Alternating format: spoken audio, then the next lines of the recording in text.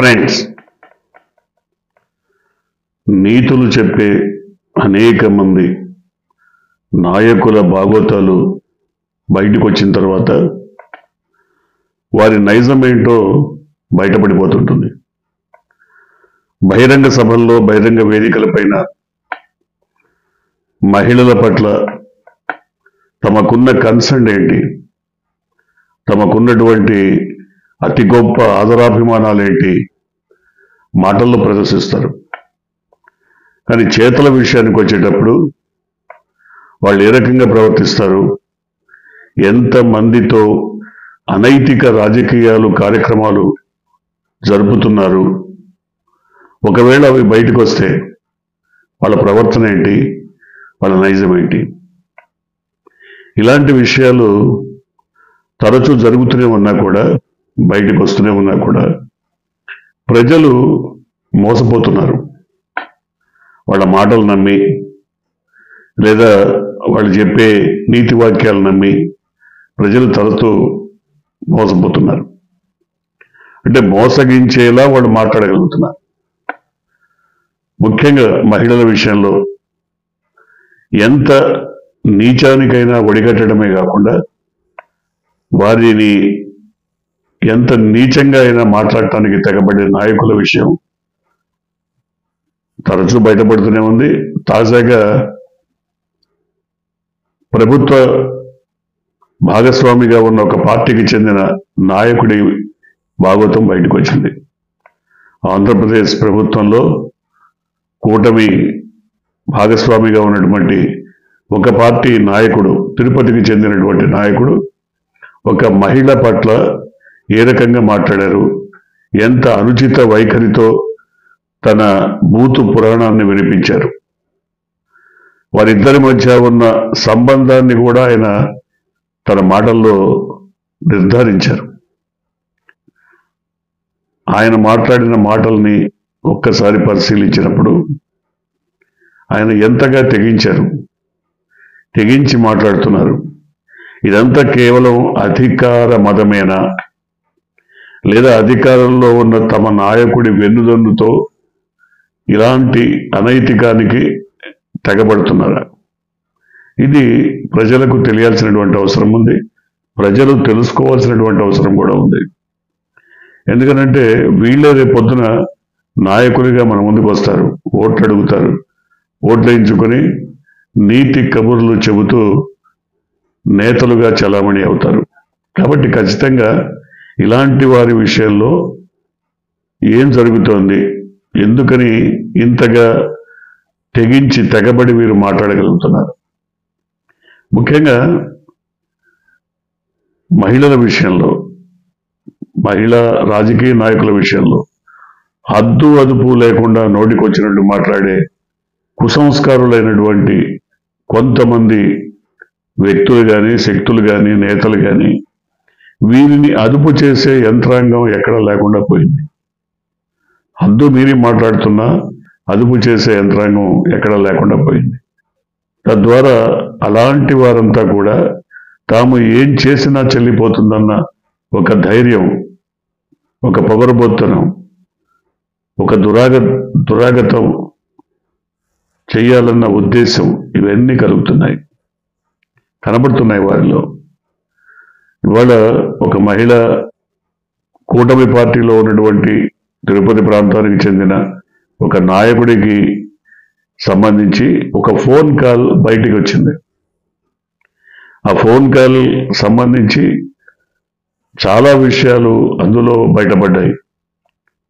ఒక మహిళని ఆ నాయకుడు ఏ రకంగా, మనం వినలేని భాష, కనీసం నోటితో ప్రస్తావించలేని భాష, ఎంత అనుచితమైనటువంటి భాష అంటే మీడియాలో కొంతమంది బయటపెట్టారు, వినిపించారు, కానీ మనం వినిపించలేము. ఎందుకంటే కొద్దిగైనా సంస్కారం, సభ్యత ఉన్న వాళ్ళెవరు ఆ భాషను వినలేరు, మాట్లాడలేరు. కాబట్టి అంత అనుచితమైనటువంటి నికృష్టమైనటువంటి భాషని అతను ఒక మహిళ పట్ల ప్రదర్శించాడు. ఆ మహిళ ఫోన్లో మాట్లాడుతున్నంతసేపు కూడా సంస్కారవంతంగానే మంచిగా మాట్లాడండి, సంస్కారవంతంగా మాట్లాడండి, నీచంగా మాట్లాడవద్దని పదే పదే కోరుతున్నప్పటికీ ఎంతగా దిగజారాలో అంతగా దిగజారిపోయి తనకు తాను అంతకంటే దిగజారలేను అనుకున్న స్థాయి వరకు వెళ్ళిపోయి మాట్లాడినటువంటి పరిస్థితి. అందులో ఆర్థిక విషయాలు ఉన్నాయి, అనైతిక విషయాలు ఉన్నాయి. వీటన్నిటినీ ప్రస్తావిస్తూనే ఎస్, నేను డబ్బు తీసుకున్న మాట వాస్తవమే, నేను ఇప్పుడు ఇవ్వను, నువ్వేం చేసుకుంటావు, అలాగే నీతో కొంతకాలంగా కొన్ని రకాల సంబంధ బాంధవ్యాలు నెరపిన మాట కూడా వాస్తవం, నేను ఇప్పుడు నిన్ను పట్టించుకోను, లేకపోతే నీతో సంబంధం లేదు, ఇప్పుడు ఏం చేసుకుంటావో చేసుకో.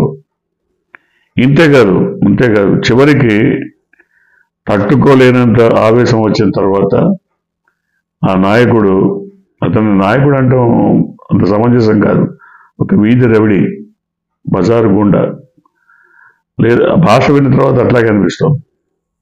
మరి అతన్ని నాయకుడిగా ఆ పార్టీ నెత్తిన పెట్టుకొని చలామణి చేయటం ఆ పార్టీ యొక్క గొప్ప ఆత్మవిశ్వాసానికి జోహారు పలకాలి.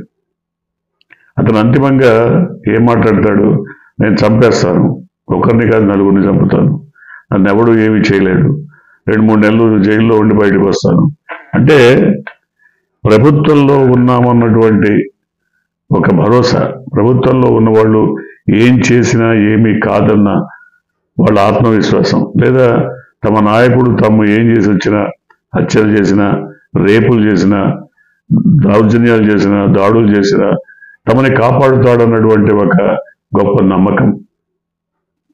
ఇవాళ గత 7-8 నెలల కాలంలో కూటమి అధికారంలోకి వచ్చాక ఇలాంటి తెగింపే ప్రతి చోట కనబడుతోంది.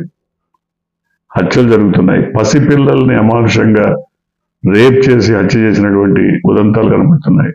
నడి రోడ్డు మీద మరి కొబ్బరి నరికే కత్తులతో నరికి చంపేసినటువంటి ఉదంతాలు కనబడుతున్నాయి. ఆడపిల్లల్ని అమానుషంగా చంపేసినటువంటి ఉదంతాలు కనబడుతున్నాయి. కిరోసిన్ పోసి చంపిన ఉదంతాలు కనబడుతున్నాయి. ఇవన్నీ కూడా వీళ్ళే ఇలాంటి వెన్నుదన్ను ఉన్నదన్న అహంభావంతో విర్రవీగిన నాయకులే, వాళ్ళకి సంబంధించిన కార్యకర్తలే. వాళ్ళ మీద కేసులు ఉండవు, ఎందుకంటే చెప్తూనే ఉన్నారు నేను ఏం చేసినా ఏం కాదు అని. అతను ఈ తిరుపతికి చెందిన నాయకుడు చెప్తున్నాడు. నాయకుడు అంటే అంత సమంజసంగా అనిపించట్లేదు, ఒక వీధి రౌడీ, ఈ తిరుపతికి సంబంధించిన ఒక వీధి గుండా చెప్తున్నాడు. అంతకు ముందు కూడా అతను మాజీ మంత్రి రోజా విషయంలో కానీ, లేదా మాజీ ముఖ్యమంత్రి జగన్మోహన్ రెడ్డి విషయంలో కానీ, వాళ్ళ కుటుంబ సభ్యుల విషయంలో కానీ ఎంత నీచమైనటువంటి భాష వాడిన పరిస్థితి ఉందో అందరికీ తెలుసు. చాలా దిగజారి, చాలా నీచమైనటువంటి భాష, కుసంస్కారంతో కూడిన భాష వాడినటువంటి పరిస్థితి. అంటే నోటికి హద్దు పద్దు లేదు. తమ గుండాయిజానికి, రౌడీయిజానికి, తమ నైత్యానికి ఎవరు అడ్డు చెప్పలు, అడ్డుకోలేరు తమనన్న ఒక గుండె ధైర్యం వారిలో కలగడానికి కారణం ఆ పార్టీ అధినేత కావచ్చు, ఆ పార్టీ అధినేత ప్రోత్సాహం కావచ్చు. ఎందుకంటే ఎవరి ప్రోత్సాహం లేకుండా ఇంతగా తెగపడేటువంటి అవకాశం లేదు, ఇంతగా తెగించి మాట్లాడేటువంటి అవకాశం ఎంత మాత్రం లేదు. నేను ఎక్కడ పేర్లు ప్రస్తావించట్లేదు, నేను ఎక్కడ ఆడియో టేపుల్లో బయటపడ్డటువంటి విషయాలను కూడా ప్రస్తావించట్లేదు. అవి యథావిధిగా వింటే ఇంత నీచంగా కూడా వీధి రౌడీలు మాట్లాడతారా, గుండాలుగా చలామణి అయ్యేటువంటి వాళ్ళు ఇంత దిగజారిపోయి ప్రవర్తిస్తారా అని ముక్కున వేలేసుకునేటువంటి పరిస్థితి. వాళ్ళంతా నాయకులుగా చలామణి అవుతున్నారు, నాయకులుగా చెప్పుకుంటున్నారు. వాళ్ళు ఒక పార్టీ ఇన్ఛార్జిగా చెప్పుకుంటాడు అతను. సరే, ఏది ఏమైనా ప్రస్తుతం ఒకటే ఒక విషయం, వీళ్ళు ఇలాంటి అనైతిక రాజకీయాలకు పాల్పడ్డా లేదా ఇంతగా దిగజారినా మనకి ఇబ్బంది లేదు. కానీ వీళ్ళు నీతులు చెప్పేటప్పుడే ఇబ్బంది. వీళ్ళు వేదికల మీదకి వచ్చి, బహిరంగ వేదికల పైన లేదా మీడియా సమావేశాల్లోనూ నీతులు చెప్తారు, అవే చాలా ఘోరంగా ఉంటాయి. ఇంత దిగజారి మాట్లాడే వ్యక్తులు నీతులు చెప్తే చాలా దుర్మార్గకరంగా అనిపిస్తుంది. అది కూడా ఇలాంటి ఉదంతాలన్నీ కూడా మహిళల విషయంలో జరుగుతున్నాయి. గత ప్రభుత్వ హయాంలో ఒక ఎంపీకి సంబంధించి అతనేదో ఒక వీడియో పెట్టాడన్న ఉద్దేశంతో చాలా అన్పాపులర్ చేశారు. నిజానికి ఆ ఉదంతానికి సంబంధించి ఎక్కడ కేసు లేదు, ఏ మహిళ కేసు పెట్టలేదు. అట్లాగే ఇంకో మంత్రికి సంబంధించి కూడా ఇట్లాంటిది ఏదో కేసు ఉంది, ఎవరో మహిళ మాట్లాడారు, కానీ ఎక్కడ కేసులు పెట్టలేదు. ఎవరు మంత్రుల మీద ఒక్క ఫిర్యాదు కూడా రాలేదు. ఆడియో టేపులు బయటకు వచ్చాయంటూ దాంట్లో రకరకాల అంశాలను ప్రస్తావిస్తూ విమర్శలు చేసిన పరిస్థితి. కానీ ఇవాళ అట్లా కాదు. ఇవాళ ఖచ్చితంగా ఆ మహిళతో ఈ నాయకుడిగా చెప్పుకుంటున్నటువంటి గోండా రవిడి ఏం మాట్లాడాడు అన్నది స్పష్టంగా అందరికీ, మీడియా అందరికీ బయటకు వచ్చేసింది. వాళ్ళందరి దగ్గర ఆడియో టేపులు ఉన్నాయి. సో దీని ద్వారా తెలుస్తుంది ఏంటంటే ఆంధ్రప్రదేశ్ రాజకీయాలు ఎంతగా దిగజారిపోతున్నాయి, ఏ స్థాయికి పతనమవుతున్నాయి, ఎలాంటి వారు రాజకీయాల్లోకి వస్తున్నారు, వాళ్ళ నైతికత ఏంటి, వీళ్ళని నాయకులుగా నెత్తిన పెట్టుకుంటున్నటువంటి ప్రజల దౌర్భాగ్యం ఏంటి. ప్రజలు ఇలాంటి వారిని ఏరి కోరి ఎంపిక చేసి నేతలుగా గుర్తించి పీఠమెక్కిస్తే భావితరం భవిష్యత్ ఏంటి.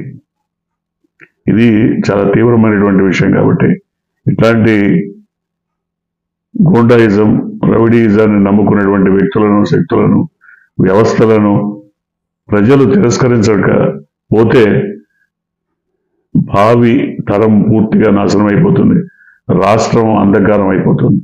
చూద్దాం ప్రజలు మరి ఇప్పటికైనా మేల్కొంటారో లేదో. మీరు కొత్తగా కనుక ఈ ఛానల్ని చూస్తున్నట్టయితే, మీరు ఇప్పటివరకు మన ఛానల్ని సబ్స్క్రైబ్ చేసుకున్నట్టయితే వెంటనే ఛానల్ని సబ్స్క్రైబ్ చేయండి. వెంటనే వీడియోని లైక్ చేసి షేర్ చేయండి. బెల్ ఐకాన్ని